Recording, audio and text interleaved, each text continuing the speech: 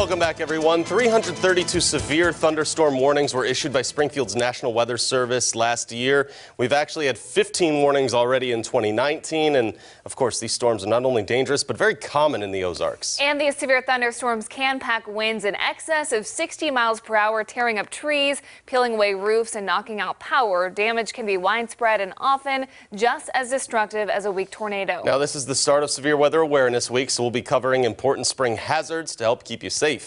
And meteorologist Elisa Raffa joins us to start off this morning with what a severe thunderstorm is and to help us kind of explain a little bit.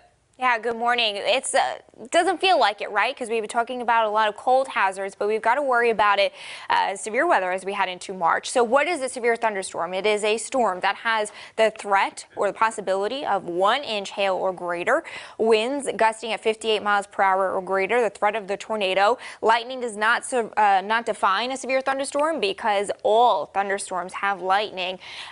We often show these when we're forecasting for severe weather, these outlook maps, and you need to know your risk, right? What does it mean when we're in a slight risk or an enhanced risk? So it goes from marginal, slight, enhanced, moderate, and high.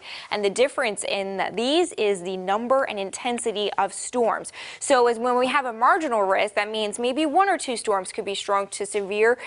They would be limited in that intensity. Then we increase that number and intensity with slight, a couple of more strong to severe storms, numerous strong to severe storms, and enhanced. Then when you get to moderate and high, that's where we've got the very intense, long-lived, very numerous, widespread strong and severe storms. So again, increasing number and intensity here. Large hail can hurt crops, cars. You want to stay away from windows when we do have large hail. And when you report hail, we compare it to sizes of things that we know what the size are, right? Like a quarter size, penny size, pea size, never marble size, because marbles can be any size. Remember, when a severe thunderstorm warning is issued, seek shelter inside a sturdy building, stay away from windows, evacuate mobile homes. During the cleanup, remember, down power lines are dangerous. Take a look at this. You want to stay away from these power lines by at least 30 feet. Always assume that they're active and never touch them.